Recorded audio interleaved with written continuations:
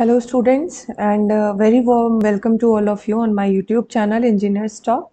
और आज हम लोग देखेंगे differences between risk and six. तो रिस्क और सिस्क कंप्यूटर्स को अलग अलग एक्सप्लेन करने की बजाय मैं इसी वीडियो में सारी चीज़ें कवर कर लूँगी कि सिस्क कंप्यूटर क्या होते हैं एंड रिस्क कंप्यूटर क्या होते हैं। ठीक है, तो चलिए स्टार्ट करते हैं। तो सबसे पहले आपने कंप्यूटर के टाइप्स बहुत सारे पढ़े होंगे, है ना। ये जो कैटेगराइजेशन है ये किस बेसिस पे है? Number of instruction supported. ठीक है, कि कंप्यूटर कितने नंबर ऑफ इंस्ट्रक्शन को सपोर्ट कर रहा है उस बेसिस पे हम कंप्यूटर को दो पार्ट्स में डिवाइड करते हैं। ठीक है, एक होता है आपका complex instruction set computer, that is six. ठीक है, six and reduced instruction set computer, तो ये आपका क्या हो गया? सिस्क। ठीक है, instruction set supported by computer, इसके बेसिस पे रिस्क एंड सिस्क कैटेगराइजेशन हुआ। और जैसा कि यहाँ नाम से पता चल रहा है कॉम्प्लेक्स इंस्ट्रक्शन सेट कंप्यूटर।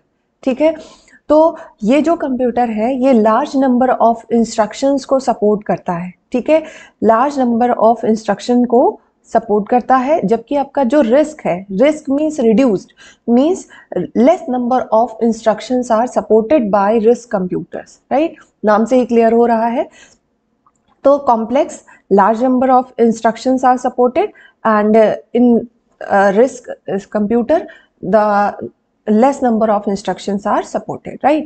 अब next point is कि variable length instruction format। Variable length instruction format होने का क्या मतलब है कि अगर आपके पास, हम अज्यूम कर रहे हैं कि अगर ये सिस्क कंप्यूटर 100 इंस्ट्रक्शन को सपोर्ट करता है, तो कुछ इंस्ट्रक्शन होंगे जो 16 बिट के होंगे, कुछ इंस्ट्रक्शन होंगे जो 32 बिट के होंगे, कुछ इंस्ट्रक्शन ऐसे भी होंगे जो हो सकता है सिर्फ 8 बिट के हों। So that's why it is written कि variable length instructions format is supported by CISC computer, right. Okay, so आपका जो रिस्क कंप्यूटर है फिक्स्ड लेंथ इंस्ट्रक्शन फॉर्मेट। अब इस रिस्पेक्ट में आप इसको समझ सकते हैं, ये क्या हो जाएगा कि fixed length instruction format means अगर आपका कंप्यूटर में 100 तो नहीं होगा भाई, अगर हम यहाँ 100 अज्यूम कर रहे हैं तो इट इज रिड्यूस, तो हम मान ले रहे हैं 50 इंस्ट्रक्शंस अगर है तो सारे के सारे 16 बिट इंस्ट्रक्शन ही होंगे। आप वेरिएबल लेंथ के इंस्ट्रक्शंस को नहीं रख सकते हैं। ठीक है, अब हम लोग इसी नेक्स्ट पॉइंट पे आ जाते हैं। तो large number of addressing modes. ठीक है, six support large number of addressing modes but risk support fewer addressing mode. यहाँ पे नंबर ऑफ एड्रेसिंग मोड जो आप यूज कर सकते हैं वो यहाँ पे क्या है? लेस है, और यहाँ पे क्या है? ज्यादा है। ठीक है, एंड और ऑलरेडी हम लोग बात कर चुके हैं कि यहाँ पे लार्ज नंबर ऑफ इंस्ट्रक्शन है, वेरिएबल लेंथ इंस्ट्रक्शन फॉर्मेट है एंड एड्रेसिंग मोड सादा है। इस वजह से आप आसानी से ये कह सकते हैं कि cost is going to be high, right.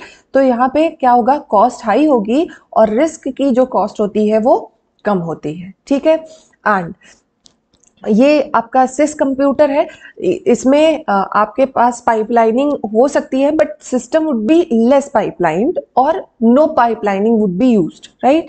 But in case of RISC computer आपका जो सिस्टम होता है दैट इज हाईली पाइपलाइंड। ठीक है, तो ये आपका नॉट और less pipelined and this one is highly pipelined system, right? And CISC computers are more powerful in comparison to the RISC computer. ठीक है, तो कंपेयर करें तो ये अगर आपने स्टार्टिंग के पॉइंट समझे हैं तो ऑब्वियस सी बात है कॉस्ट हाई होगा और पावरफुल आपके सिस्क कंप्यूटर ज्यादा होंगे। क्यों? क्योंकि नंबर ऑफ इंस्ट्रक्शन ज्यादा सपोर्ट कर रहे हैं, वेरिएबल लेंथ इंस्ट्रक्शन को सपोर्ट कर रहे हैं, बहुत सारे एड्रेसिंग मोड प्रोवाइड कर रहे हैं। If you don't know what is addressing mode, addressing modes का एक सेपरेट वीडियो मैंने बना के रखा हुआ है। इसके अलावा addressing mode, how you going to access the operand part. ठीक है, किसी भी इंस्ट्रक्शन के दो पार्ट होते हैं ना, ऑपकोड एंड ऑपरेंड, तो ऑपरेंड आपको कैसे मिलेगा ये कौन बताता है? एड्रेसिंग मोड बताता है। ठीक है, ओके, सो अब नेक्स्ट पॉइंट कि यहाँ पे कह रहा है कि several cycle instructions are used. ठीक है, मतलब आपके जो इंस्ट्रक्शंस होते हैं, ठीक है, वो एक साइकिल में नहीं एग्जीक्यूट होंगे, उन्हें पूरा एग्जीक्यूट करने के लिए मल्टीपल साइकिल आपको रिक्वायर्ड होंगे। मतलब अगर आप वन इंस्ट्रक्शन साइकिल की बात करें तो मतलब इंस्ट्रक्शन साइकिल में क्या क्या आता है आपका? फेच, ऑपकोड फेच और उसका एग्जीक्यूट, राइट, ये सारा एक इंस्ट्रक्शन साइकिल को बनाता है। तो जो सिस्क के इंस्ट्रक्शन होते हैं उनको एग्जीक्यूट करने के लिए आपको मल्टीपल साइकिल की ज़रूरत पड़ेगी। मतलब आप सिंगल साइकिल में पूरे पूरे इंस्ट्रक्शन को एग्जीक्यूट नहीं कर पाएंगे। सो यू कैन राइट कि multiple cycle instructions are in sys computer or instruction take multiple cycles to execute, but in case of RISC computer single cycle instruction means instructions can be executed in single cycle। ठीक है, तो ये meaning है several cycle instruction मतलब कि instruction को execute होने के लिए multiple cycles are required, and here instruction को एग्जीक्यूट होने के लिए only one cycle is required और single cycle is required, right. Okay, so next point is very important that manipulation directly in memory। आप जो भी चेंजेस करते हैं या जो भी एक्सेसिंग वगैरह जो आपके इंस्ट्रक्शन होंगे वो इस तरह से डिजाइंड होंगे कि आप जो है डायरेक्टली मेमोरी को एक्सेस करके वहां पे डेटा को चेंज कर सकते हैं। और ये जो लास्ट पॉइंट है that is directly related with this one. ठीक है, कि एनी इंस्ट्रक्शन में रिफर द मेमोरी। क्यों? क्योंकि हम कह रहे हैं कि जो आपके सिस कंप्यूटर हैं वो डायरेक्टली मेमोरी में जाके डेटा का मैनिपुलेशन अलाउ करते हैं, तो आपके सारे के सारे इंस्ट्रक्शन जो है वो मेमोरी को रेफर कर सकते हैं। और इसके अपोजिट अगर आप देखें, रिस्क कंप्यूटर कहता है कि manipulation is only possible in registers.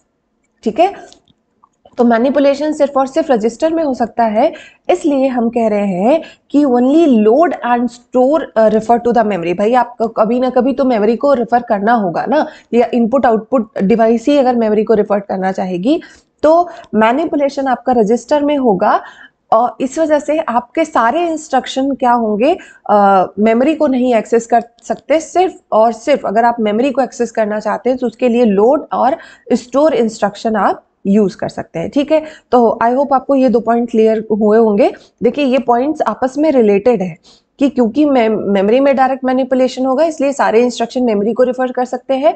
यहाँ पे क्योंकि रजिस्टर में मैनिपुलेशन होगा तो सारे के सारे इंस्ट्रक्शन आपके मेमोरी को नहीं रिफर कर सकते, सिर्फ लोड और स्टोर की हेल्प से आप मेमोरी को यूज कर सकते हैं। And last but not the least, very important, कि सिस कंप्यूटर को डिजाइन करने के लिए जो कंट्रोल यूनिट होता है वो कैसे डिजाइन किया गया, that is micro programmed control unit. ठीक है, जो सिस कंप्यूटर का कंट्रोल यूनिट है वो किस तरह से बनाया गया है, माइक्रो प्रोग्राम्ड कंट्रोल यूनिट यहाँ पे यूज होता है। जैसे मैंने बताया हुआ है कि आप अगर कंट्रोल यूनिट डिजाइन करना चाहते हैं तो there are two approaches, first one is hardwired और second one is micro program. ठीक है, तो जो आपका हार्डवायर्ड कंप्यूटर होता है, हार्डवायर्ड कंट्रोल यूनिट कहाँ पे यूज किया जाता है, that is used in RISC computer, and micro programmed कहाँ यूज होता है, सिस कंप्यूटर। तो आपको अगर दोनों के फायदे और नुकसान पता है तो आप कुछ पॉइंट्स और बढ़ा सकते हैं। जैसे जो हार्डवायर्ड कंट्रोल यूनिट है इसकी जो स्पीड होती है, स्पीड ये माइक्रो प्रोग्राम के कंपैरिजन में ज्यादा अच्छी प्रोवाइड करता है। ठीक है, बट जो माइक्रो प्रोग्राम्ड है यहाँ पे क्या है, ये फ्लेक्सिबिलिटी अच्छी प्रोवाइड करता है। यहाँ पे आपको फ्लेक्सिबिलिटी ज्यादा मिलती है and less speed in comparison to hardwire. ठीक है, but in case of RISC computer और हार्डवायर्ड कंट्रोल यूनिट यहाँ पे आपको स्पीड अच्छी मिलेगी, बट आपका जो कंट्रोल यूनिट है ये क्या होगा, less flexible, right, this is less flexible. ठीक है, so these are all points related to RISC and CISC computer. I hope आपको क्लियर हुआ होगा। अगर आपको वीडियो पसंद आए तो आप मेरे चैनल को सब्सक्राइब करिएगा, वीडियो को लाइक करिएगा और दोस्तों के साथ ज़रूर शेयर कीजिएगा। Thank you guys, thank you for watching, keep watching my videos, thank you.